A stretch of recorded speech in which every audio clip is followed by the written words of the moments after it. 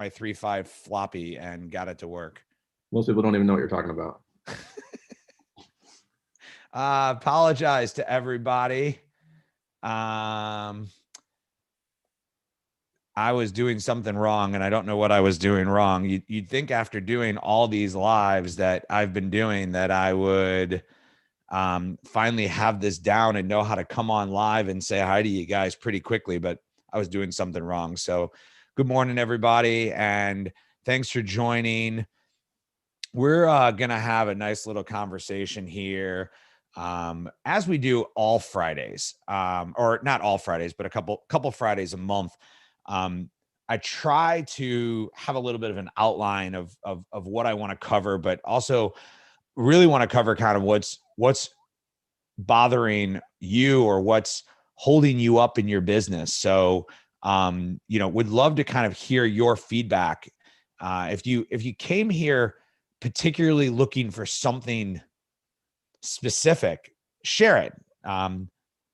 We have an agenda of things we want to talk about, but I'm always happy to go off agenda and cover things that are impacting you and your business. Usually spend the first couple of minutes of this when we do these office hours, just kind of talking about what's happening in the industry and what's happening in the space. I'm joined again by Brandon Checketts, founder of Seller Labs. Brandon, how are you? Hey, good. I'm doing great. Just glad to be here. I always feel like everybody knows who you are, but it's important for us to still introduce ourselves for people who maybe don't know who we are. Yeah, I think I get on with you once every 3 or 4 months or something. But I founded Seller Labs how long ago now? 6 years ago, something like that. Starting back with Feedback Genius. So I've been doing it for quite a while now. Yeah, and you've got an interesting perspective. Your brother runs a multi-million-dollar Amazon business that has several brands, and so you've had the ability to watch him and his business grow while also building Seller Labs in your business. And Jordan has spoken at our conferences in the past. Some people know who he is and have heard him. But his business is, I don't want to call it unique, but I think it follow what I would call is it like follows the plight of Amazon over the last 5 years, meaning that Jordan started off as a wholesale distributor, right? A rep really for, I was using it this morning, my BlendTech blender I got from Jordan, right? You remember going way back. That was way back before we had any tools and stuff, and we identified BlendTech was a good product to resell. So right, and he was like an authorized distributor, and the one brand I know Jordan talks about pretty openly is his Bear Paws brand, and he started off as a distributor of that brand, and then he ended up buying the brand, and then he ended up buying the manufacturing, and today it's really interesting because he's involved in being a seller. He's involved in being a wholesaler because he's now selling products into brick and mortar and to other places. And he's also a manufacturer. Yeah. So I think you call that vertical integration. He's gone that route of doing vertically integrated. So he does everything from buying like the raw pellets to make the plastic, to build the things, to injection molding it, to running the distribution, to distributing it on his own direct to consumer, and then also to brick and mortar retailers. That's just that one barbecue product has done a lot. He's had exposure to a lot of different things from that. And then he got really crazy and he actually opened up his own brick and mortar store. Yeah, well, he bought a sort of a franchise that was in the Utah area where he was, and so he bought a sort of a franchise. I guess it was a sort of a franchise agreement with another barbecue store there. And he has his second store. In fact, this week I think he's moving one of his stores from Salt Lake City from one intersection to the other intersection. So actually, this week he had a baby, so he's probably had somebody else doing that. Yeah, well, I mean, he does a lot of this with other people running it, and we'll have to send him congratulations on his child, his fourth. This is fourth, yeah. Yeah. So I get a lot of exposure from Jordan specifically. There's been a number of sellers that I keep in good touch with that we do that with. And then I'm also I'm also involved with one of the founding people of Seller Accountant. So Seller Accountant has tons of customers that they do their basically their bookkeeping and accounting services for. And so I don't work directly in that business very much, but I kind of get a sense of what's going on in the industry from the challenges that Tyler and I talk about. So I've got a pretty good feel for a lot of e-commerce all over the place from a lot of different aspects of it. Obviously, Seller Labs is right in the middle of many of those things too. Tyler did an interesting study. I think he posted it on his blog, right? Where he was looking at the balance sheet of all these businesses that he's part of to create kind of benchmarks of Mm-hmm. what's profitability look like, what's the advertising, a cost look like. And I remember it. I remember seeing it when he first came out with it. I think it was over the summer, and it was some really interesting statistics that. I mean, I know we weren't planning to talk about this, so I don't expect you to know them off the top of your head. But was there anything about that you remember that really jumped off as a interesting fact, that you know, hey, you weren't expecting sellers to be able to to be seeing things like that? Well, I think it was a great study that he did. So he basically took all I can't remember how many customers it was. It was a pretty good subset of customers. I would say these customers were not like the average Amazon seller. These are ones for which like they had expressed some interest in having a professional bookkeeper. So they're skewed towards more professional sellers and larger sellers. But yeah, I think that there was some cool trends you could pull out in there. One of them I think was the advertising, like to the tacos as advertising on the profit and loss sheet as a percentage of your total revenue. I don't recall the numbers. I'd have to go look at them again. But like that was he found some relative consistency there with all the sellers that he looked at. Like most of them were in this range. And the ones that are above that range tend to be like earlier or have more commoditized products. It's the same things you kind of expect at a macro level is the more targeted your product is, the more mature your product is, the lower your advertising costs tended to be there. And the more sort of commoditized and the less differentiated your product was, the more you spend on advertising. Yeah, and I thought, well, what was interesting was if the quick split, if you will. The quick split is, why don't you ping him on Slack and see if he'll give us a link if he still has that posted. But the quick split was that if you looked at like resellers, right, it was exactly what you thought in terms of like their total net percentage of what they were doing for sales. They were they I think I just found it. They were in the couple 3% mark, right? And trying to understand like how profitable should your business be. And I think that when you looked at like private brands, it was, where you thought it should be. It was a lot higher, right? It was in the 30-40% of where private brands are shooting to be. Yeah. And I think that, when we as businesses are trying to kind of identify ourselves in benchmarking against other competitors in the space, it's really critical for us to understand, how others are doing, but more, and this is what Tyler and I talked about at the time, like it's more about getting yourself set up to have a goal so you can measure these numbers against your goal. And I think that's a really important thing because we get asked all the time by people, what should this number be? What should that number be?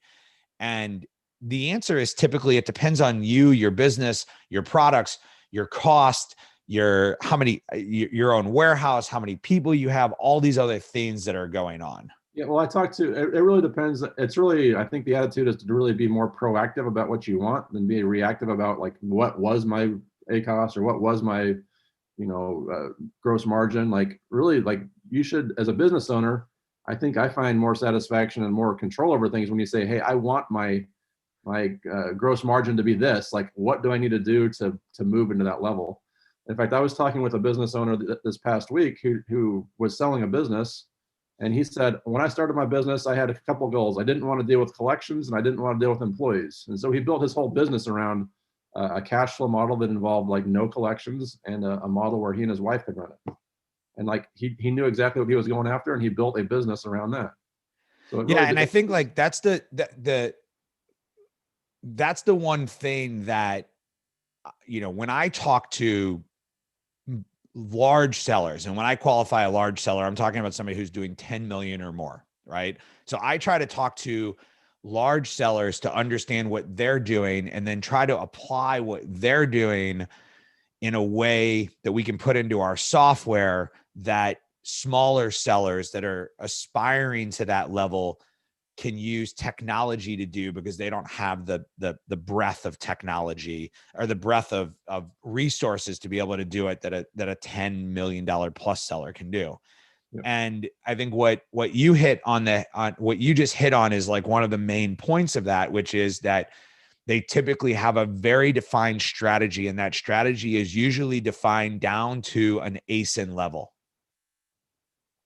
And I would say even starting higher than that, it's like, what's your goal for the business? Some people will operate a business to be just like a cash cow and just to make money for them every month. And some people are operating a business with the goal of selling it in 24 months. And your strategy for achieving that is very different.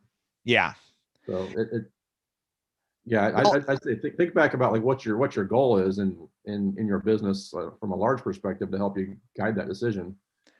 Caroline's working on an email right now that I think it's going to go out next week. And I don't remember the exact title, but it was basically like, is hope your Amazon strategy? Yeah. Right. And there's a book I can get up and grab it called Hope is Not a Strategy that I base a lot of my philosophies around. I've taken parts from this book over time. And the basic concept is that hope isn't a strategy. So you can't just hope that you can generate cash flow. You can't just hope that you can be profitable. You have to, like Brandon just said, you have to say, I want to build a business that can generate between $2,000 and $4,000 of free cash flow for me this month or Yeah. per month or something like that. And that has to be like your initial goal. And then you have to look at your business and say, can I get there? And so I'll give you an example of business I was working with this week. This business owner was really excited about a new product that she was bringing to market. And she was really excited based on the number of sales that she had generated. And she had brought a product to market for Halloween, and she was really excited because she sold 25 units. And I said to her, what's your profit per unit? And we calculated, I think it was like $15, $15. And I said, okay, cool. Now multiply $10 times 25. You generated $250 in profit. What was your profit goal for the month? And she goes, I don't know. And I go, well, if you don't know what your profit goal is for the month, then you don't know whether that 25 sales was good or was bad. Because if your goal was 2,500, that only accounted for a tenth of it. If your goal was 250, it accounted for 100% of it. And if it was, 25,000, it didn't even account for 1% of it. So knowing the goal and knowing what you're trying to do allows you to then look at the actions that you're taking, because and this is something. Well, think about this in another term, and I think Tyler would be one of the first ones to jump on this, right?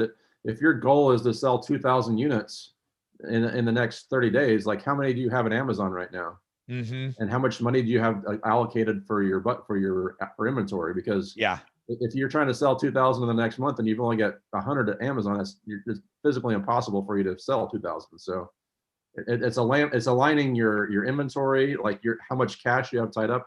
Again, if you sold 2,000, if you only have $5,000 to put into something, you can't sell more than you have. So you have to ramp up to that, and it helps your goals to be realistic. Yeah. Well, it just brings everything into alignment, right? And um, there's also a term we use internally called money moves, right? Like, is what you're doing a money move? And when we were starting Feedback Genius, 7 years ago, I could spend my day on Facebook and message people to come sign up for our software, and I could move the needle. Mm-hmm. I could move the needle by getting 3 or 4 people on Facebook per day to come sign up for our software. Today, that's a total waste of my time. It doesn't, it's not a money move. It doesn't move like the needle. your goal of 250, whatever that lady said, she sold 25 units. That's that may be a fine goal if your product is brand new. Right. If you've got a mature product, then that's not good. And you may have a mix of multiple different products, right? She may have another product that's selling 2,000 a day. This is a new product line that she's just launching, and it just depends on is that good or not, depending on what the expectations were and goals were. So why are we talking about all of this?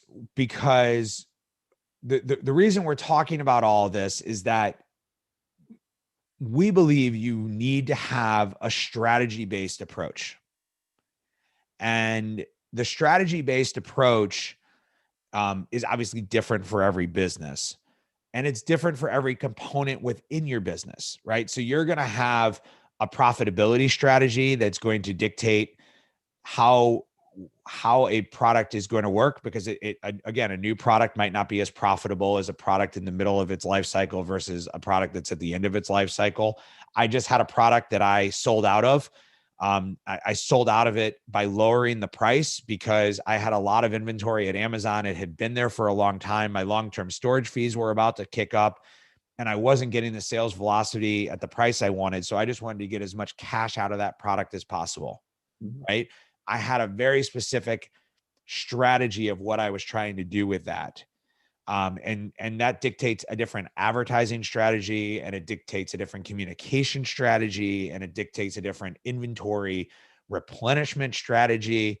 And I think that one of the things I always kind of share with the team internally is this idea, I call it macro and micro, right? So macro is looking at like your business as a whole, and what do you want your business to do? Like Brandon said, do you want your business to generate a little bit of extra cash flow? Are you looking to double the size of your business in the next 12 months? Are you looking to, experiment and use it as a way to test software, right? That's why I run my business.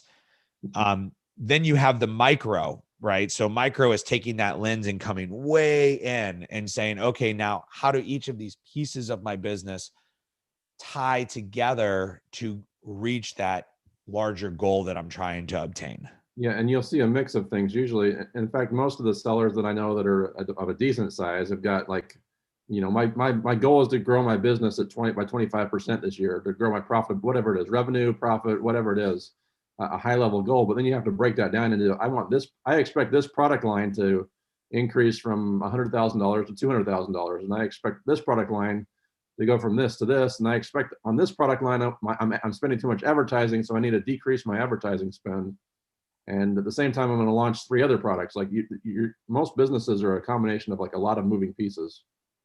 Well, I mean, like Seller Labs, right? I mean, I don't want to give a lot of insight into it, but like Seller Labs has our SaaS product that you guys are aware of. We have our service product, which you guys are aware of. We also have an e-commerce product called Xcart that also has solution services and payment processing. So when we look at Seller Labs as a business, we talk about the growth of the overall business, but we also have individual goals for the product lines, if you will. And, I think the way that, so if this is like daunting to you, right? The way that I always look at it is I like to go all the way in as far as you can to like a product level and say, what am I trying to do with this product versus that product? Then you start to come out and go, okay, these groups of products are all kind of one and the same. I'm going to look at them collectively. But if I have, apple slicers over here and I have water bottles over here, I have to look at them with different strategies and different philosophies. Yeah, definitely. And I think one of those strategies, and you just pointed out, was get out of that business, liquidate it, and be done with it, right? So there's a product life cycle for many things, and I think a lot of our customers and a lot of people listening to this may be similar. Is like you try a lot of different things, and the hope strategy sort of works when you're in that initial launch phase. Like I'm going to put a limited amount of time, money, budget into it and see if it works and see if there's something to it. But at some point, like your continued work on that is distracting you from working on something else that's more worthwhile sometimes. So just finish up that product, liquidate it, and be done with it is a perfectly valid strategy for part of your products. Yeah, and I think that, why are we talking about this? Because one of the things I kind of realized in the last 2 weeks coming out of Prime Day, I was actually walking in my neighborhood, and I always find this amazing, but like I went to the dog park and I ran into an Amazon seller. I was walking in my neighborhood and ran into a friend. My friend runs global business development for one of the largest Halloween manufacturer distributors in the United States. They actually just got bought by the Elvis Presley family. Like that's kind of cool, right? Cool. And I was saying to him, I said, how's Halloween? Like, how's it looking? And he goes, oh, we don't care about Halloween 2020. We're working on Halloween 2021. Yeah, their Halloween 2020 strategy was done in probably April or something, right? Because they have to. They're building their strategy now for next year's Halloween. Yeah, seeing what's successful and working this year was driving what they're doing next year, I guess. Right. And so as a business owner, if you don't already have your strategy for Q4, well, I've got an answer for you, which is that we're going to do a webinar. I think is it next week, Caroline? It might be in 2 weeks, but we're doing a webinar on building Q4 promotion strategies for those who haven't already planned it. But this is like where there's two ways to look at things. So it's Wednesday, November 4th at 2:00 Eastern, and the links in the chat. Thank you, Caroline. When you start to look at it, it's okay. If I don't have my strategy, there's certain things I need to do to get ready. If I have my strategy, there's certain things I need to do to monitor. But at that same point in time, going back to like talking to the $10 million sellers, right? What are they doing? They're focused on what January, February, and March are going to look like. They're not in the weeds. A lot of the Q4 things are too, like lightning deals, something, your inventory, getting it into Amazon. If it's not already in place, it's too late to do it for this year. So I guess it really depends on where you're at right now. That really limits what you can do during the next 60 days. Well, but I think it limits what you can do. But like I was talking with a group at the Prosper Show yesterday, and what we kind of brought up in this topic is that there are alternatives of what you can do, right? So right now, Amazon is taking, I think, 2 to 3 weeks to get your products into inventory. So if you were to ship your products in today, you'd be looking at the middle to the end of November before your products are in inventory for sale in FBA. It used to be 3 to 5 days. Well, it's not a surprise. This happens every November, October. So, and they know everybody should know that's a thing. So if you're surprised by it, that's a thing you should know for next year. And then, so what do you do about it? You got to make sure you have a backup merchant fulfilled process set up. And we've been talking about this for several weeks now, that you have to have this backup process. You've probably been talking about it since April when Amazon shut off all FBA. So yeah, that's where Brandon's just very practical. And yeah, I mean that was a thing when Amazon stopped taking inventory in due to the pandemic. That was a huge topic. Is like, make sure you have another way of fulfilling your products. Have products. These are the strategies, the micro and macro strategies that you need to make sure that you can obtain the goals that you're trying to obtain. Like that's the kicker. Is that if you don't know what goal you're trying to obtain, you're just doing a bunch of work. If you're seeking to obtain a goal, then the work that you're doing is pushing you towards that. But I'd say another thing too. Doesn't it feel great to like set a goal and work towards it too? Like to know that you're making progress toward it, to know you're winning or losing against it. Like it feels good from like a personal motivation thing too, to actually like have a goal that you're trying to hit and then try to achieve it and do things that work to achieve that. But I think I'm not an expert in this by any means, but I believe that what happens is that you get so busy in running your business that setting the goal is the ability to come out and look from above. Right? And you get so busy in the day-to-day operations of your business that you kind of lose sight of the fact that you never set a goal because you've just been like heads down Yeah. driving forward. Yeah, I mean, we're sort of talking about more about like general business operations there too. So there's a couple of good resources. If have you read the book Traction or the Entrepreneurial Operating System, EOS? Either one of No. those?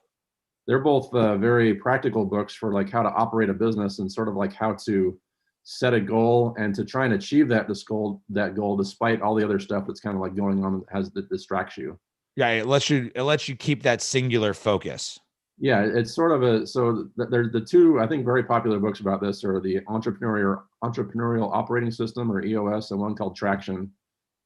And so both, if you have operations based businesses, especially if you have employees that are doing things, or you tend to get distracted by like all the stuff coming up, and you have a hard time achieving like your long term goals or even setting those long term goals.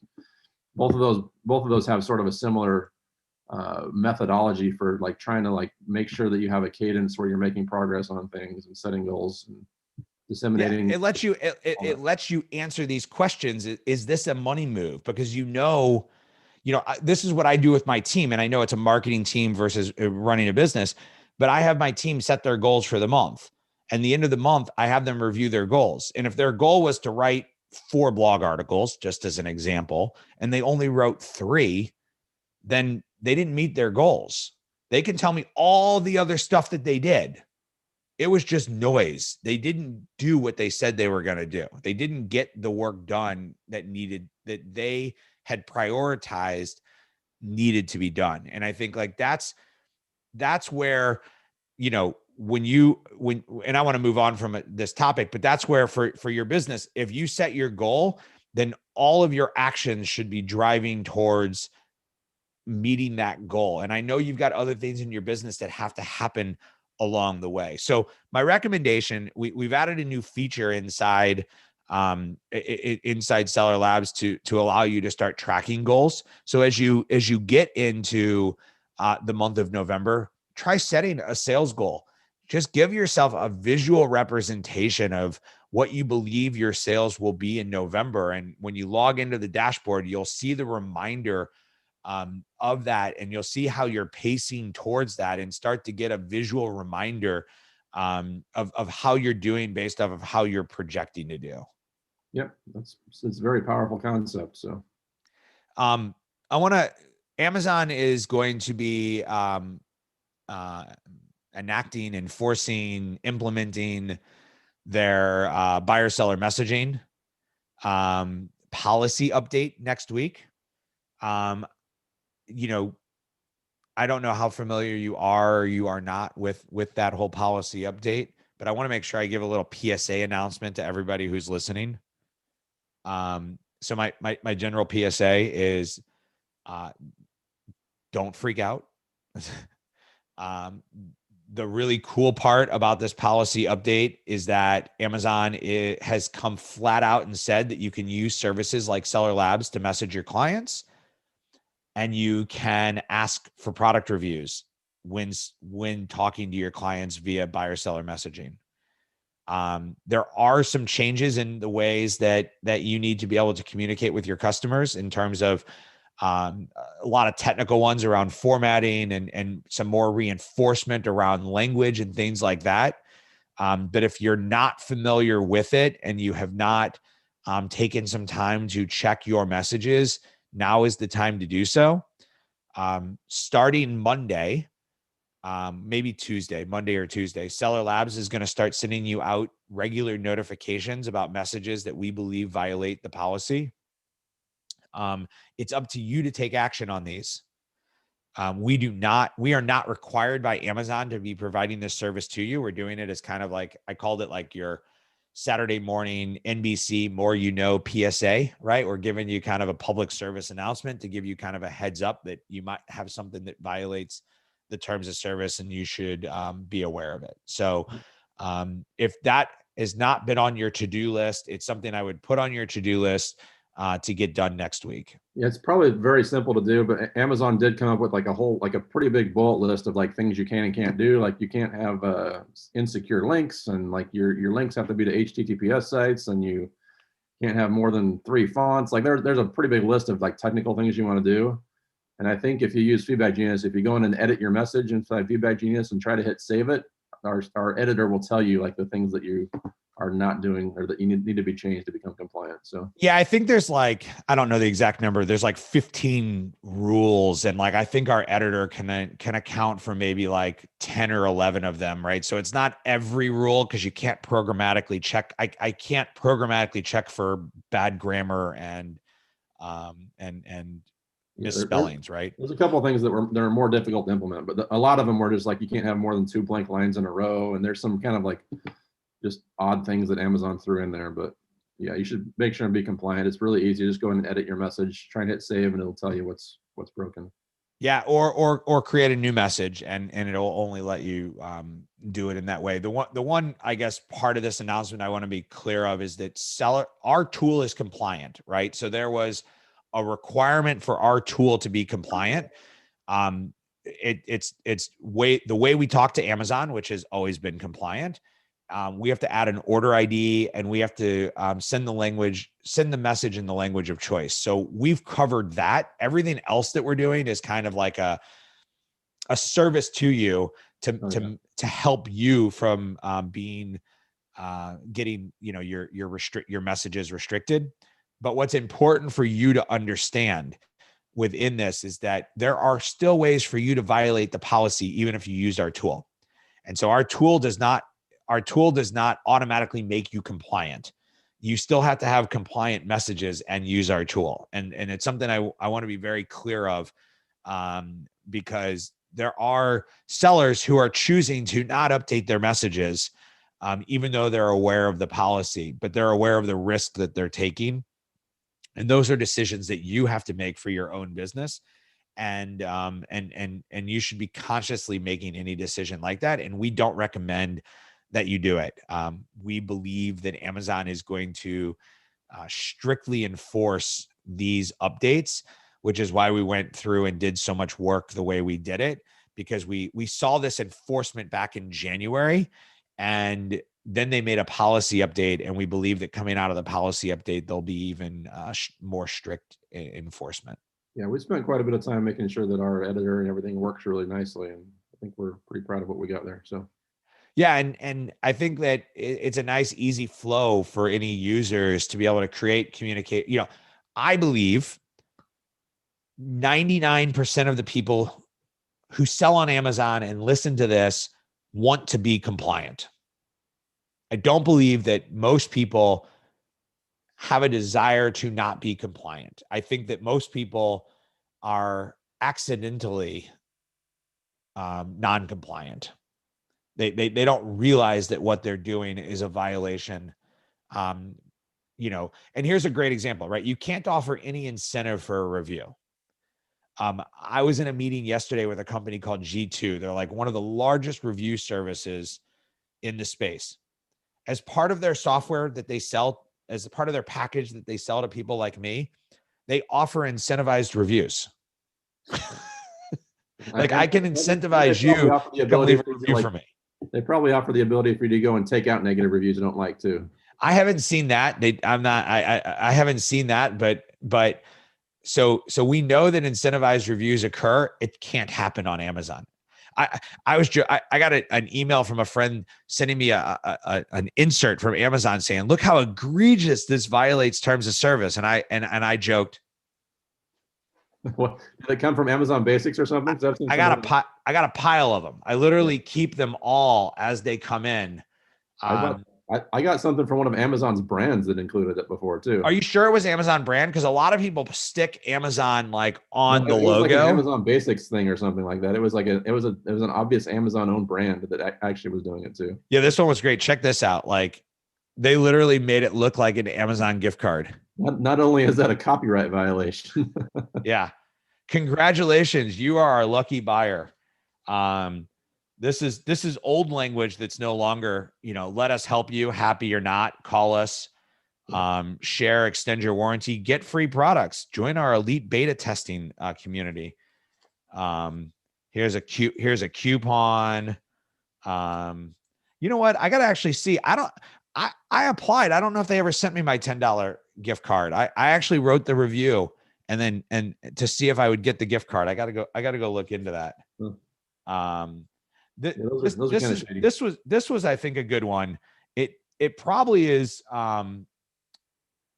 it probably is a violation, but it's not as egregious as the rest.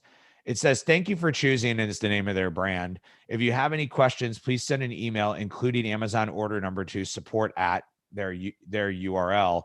And then it has problem solution. And so it's giving some of their common problems to say, like, not 100% satisfied, we'll give you a free um, exchange or refund, no return necessary. Defective product, free replacement or full refund, no return necessary. Quality issue, free, so they're giving really good value. This is not nearly as egregious as like that, right? Like that's egregious. Yeah. But it is fun. It is funny because I honestly don't think I've gotten a single insert that's not to the letter. Um, it's not to the letter a violation. Let's see. So Eddie on Facebook asked to share my gift card with him. Yeah, I'll give Eddie a gift card. I'll give any of you guys a gift card. If you guys want a gift card, you can't do this on Amazon. You can't do this on Amazon, but you can do this other places. So if you want to write a review on Seller Labs, I'll buy you lunch. I'll give you a gift card. I'll send you a gift card for Grubhub or DoorDash or whatever. I don't know. Amazon, make it easy for Caroline. So you can just type in review please into any of the comments and we'll reach out to you. But if you want to write a review on us, and it's positive, I guess I'll say it. I guess I'll give you the coupon whether it's positive or not. Don't you love when I just tell everybody what they shouldn't do and then I do it? But I'm not doing it on an Amazon product review, right? So yeah. Let me know. I want to cover one more topic, primarily because you are a major part of the development of this. Seller Labs came out with a new feature within the advertising tools called strategies. Can you kind of talk a little bit about like what was the goal of releasing this feature? Like what kind of customer does it work for? Does it not work for? And then we'll get into a little bit about like what happens if I choose to follow your strategy. Yeah, great. So I would say it's not quite all the way what we've envisioned yet. So we're still working towards the total vision for it. The end goal for it would be to just tell us what product you want and to set some high level goals like your tacos goal and a daily budget, and you don't have to worry anything about the campaign structure or what keywords are winning or losing. But the AI will basically do all that for you. It'll implement a sort of a common campaign structure with multiple campaigns and daily budgets and allocate that out correctly and just let it play out over time, and it will optimize for your sort of target ACOS. So that's really like the end goal, and it's not quite everything that we envisioned yet. We're still working through some of the components of that. But we've got enough of the major components done where it works really well. Okay, so I come in. So this is designed for the seller who wants kind of hands-off advertising, right? It really is trying to make it so the sellers that don't want to deal with all the intricacies of like managing a campaign and organizing everything, and it really just kind of like makes it simple and makes it so you don't have to think about all the details that go behind the scenes, and our algorithms and our organization all just works for you. So it's really designed to simplify it down and just make it work with all the best practices that we put in there. So I come in and I basically say, this is my product or this is my group of products. And then you're going to go in and you're going to basically create and organize campaigns. You're going to go find keywords and start optimizing to the targets that I'm setting for you. Yeah. So we're doing some really cool things as far as like So the reason we call it strategies is because we're dividing up and making multiple campaigns, and each of those campaigns has different, what we call them strategies behind the scenes. So for example, we're automatically creating a research campaign, like a keyword research campaign. We're automatically creating the auto-targeted campaigns. We're automatically creating what we call aggressive campaigns when we find keywords that are performing well. And each one of those sort of campaigns has different settings for it based on kind of like your overall goal to achieve your end result. So we're doing a lot of like magic behind the scenes and organization that hopefully becomes transparent to you. You can still dig in and look at the details if you want, but we're hoping like that most sellers just choose to look at it sort of like the aggregate level. And that's all. That's, you'd have to pay attention to sort of your overall goals and make sure that it's working. And then you can dive into the individual things if you really want to. So what do if I'm going into to use strategies, what do I need to go in? Like, what do my expectations need to be? Do I need to plan to give the system a little bit of time to think? Do I need to have some budget to, do I need to be at a certain budget to make it worthwhile?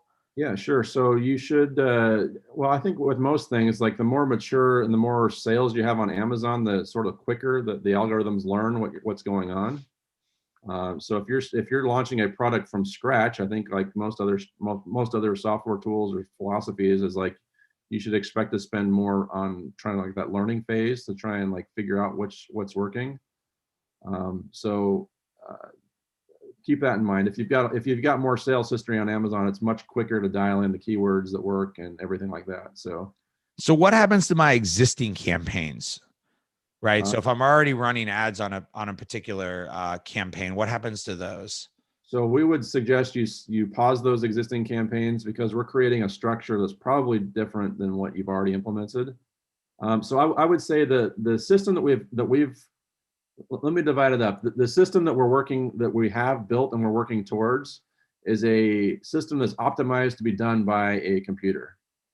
If you were to try and go in and dive into all these little different campaigns and budget reports and placement reports, like it would drive you crazy to try and manage this level of detail with a human doing it. There's just so much math that goes on, and all these ways we organize campaigns. We're putting it in 5 different campaigns. Like it's going to drive you kind of crazy to try and do that yourself, which is something that humans aren't great at, but computers are very good at. They don't care about how complicated and organized it is. Yeah, it's using some more advanced techniques. Like one of the techniques that it uses is what we call isolation, which is when you find a keyword that's really performing well, you isolate it into its own campaign, you give it a budget, and then you seek to maximize that keyword and that budget. It's very difficult to scale an isolation campaign.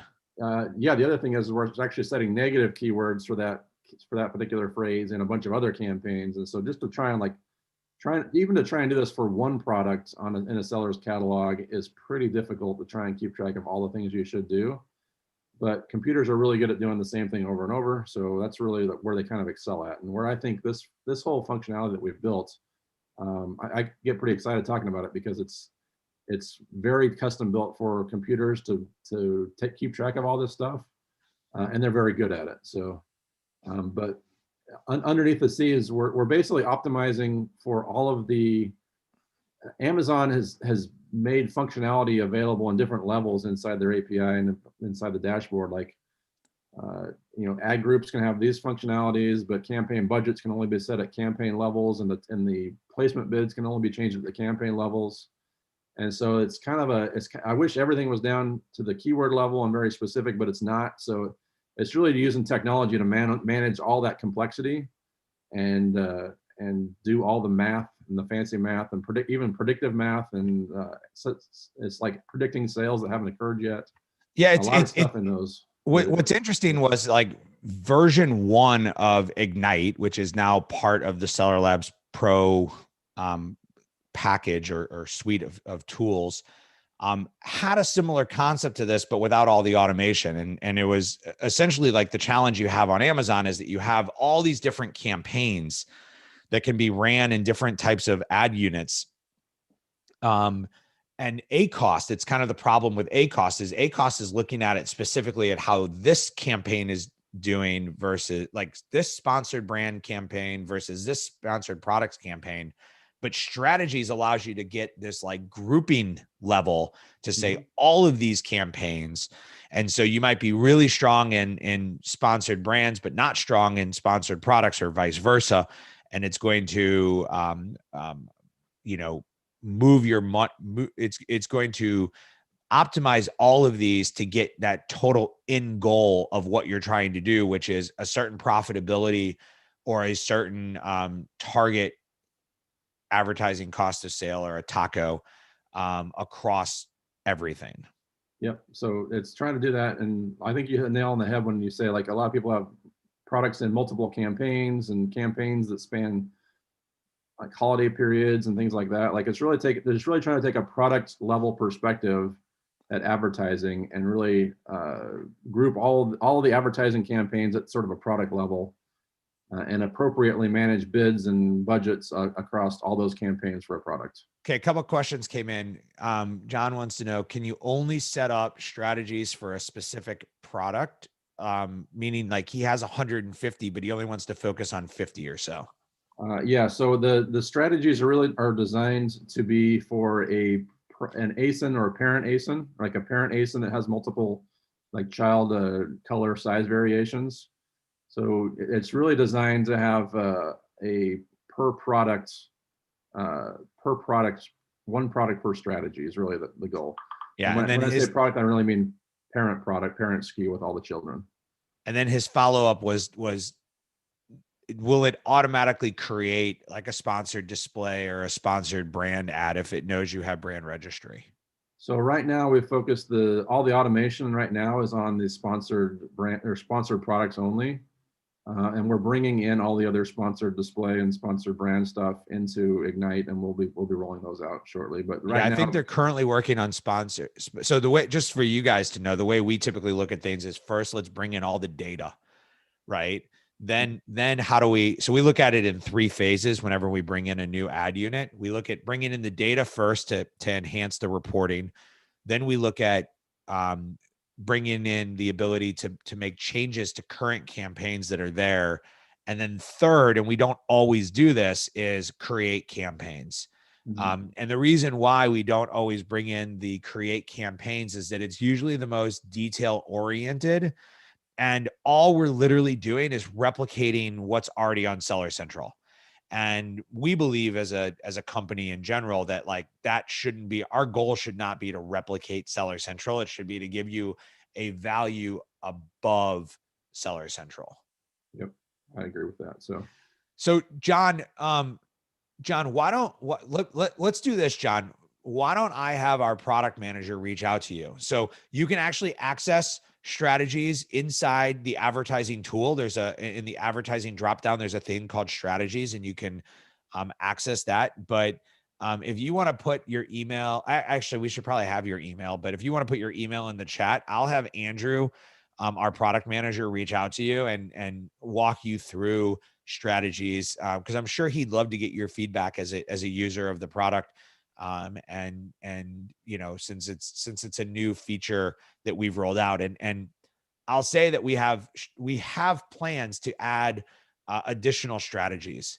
And these are additional strategies even beyond advertising. And this goes back to the idea of what are you trying to do? What goal are you trying to accomplish? Right. And then you need strategies to be able to implement that. You need strategies to get more reviews. You need strategies to get more sales. You need strategies to improve your SEO, right? These are all different strategies that you need. And I think the challenge that sellers have is, like John just said, he has 150 products, but he has 50 that he's focusing on. Can you focus on the right solution for the 50? Because you might have, 10 that need advertising, but you might have 10 that need conversion optimization. Yeah, I would say it's a little bit, if you think about the word focus, like it's hard to focus on 50 things. The word focus means to like look at one specific thing and work on it. So trying to focus on 50 different things is very hard. And so that's where we're trying to like have automation that can like automatically do a lot of those things, or help notify you that your goal was this, but this is not meeting your goal. So help you like surface that so that you know that's something you need to spend a little bit of time on. Yeah, I think that, when it comes down to it, this is the time I want to just kind of wrap up a few things here. You know, however scary this is, um, November 1st is Sunday. Maybe the scarier day is November 3rd, but November 1st is Sunday. Um, we are in the middle of Q4. Like it's started. We're gonna start seeing things rolling out the week of November 1st, November 2nd, depending on whether your week starts on Sunday or Monday. It's a great debate. Does your week start on Sunday or start on Monday? Mine starts on Sunday. That's what my calendar shows anyway. I love when Brandon's so practical. He's like, the week starts on Sunday. Some people think their week starts on Monday. I got into this debate with my wife when she said something like, "Are you going to do that this weekend? Are you going to do that this? Are you going to do this next week?" And she said that to me on Sunday, and I was like, "You mean this week?" And she's like, "No." Um, you know, and it got into that great debate. Caroline says that her calendar starts on Sunday, but her week starts on Monday. So wherever your week starts, we're going to start seeing Black Friday cyber deals roll out the whole month of November, right? There is no, there is a battle for holiday shopping. There is disruption in logistics, whether it be inbound or outbound. And there is a desire to get consumers' dollars as quickly as possible. Those are all known facts. And so, um, you know, this is a good weekend to buckle up your chin strap, get yourself ready, focus on the right things that are going to help you drive your business through the end of this year and start focusing in on next year. Any final thoughts from you, Brandon? I think you covered it well. There's a lot of stuff to start working on. So just start doing it. Great. Well, thanks for joining me today. And we're back on November 4th with a webinar specific to advertising strategies for the holidays. And then we're back, I think, I've got another office hours and another webinar all in November. I'm bringing an old friend back for office hours on November 13th. His name is Jacob Cooley. Jacob used to work for a multi-million dollar brand on Amazon and then started his own agency. He's super chill and very knowledgeable guy. And then on November 18th, I'm going to have PPC Ed on, where we're going to talk about some last minute holiday tips, right? So things you can be doing last minute leading into the week before Thanksgiving. So everybody, thank you for joining. Say hello to my mom, Brandon, because she likes to watch these and she'll appreciate you saying hi to her. I saw Corey And was on too. So hi. oh, hey, Corey. Keep an eye open for keep an eye in your email for future invitations. So everybody have a great day.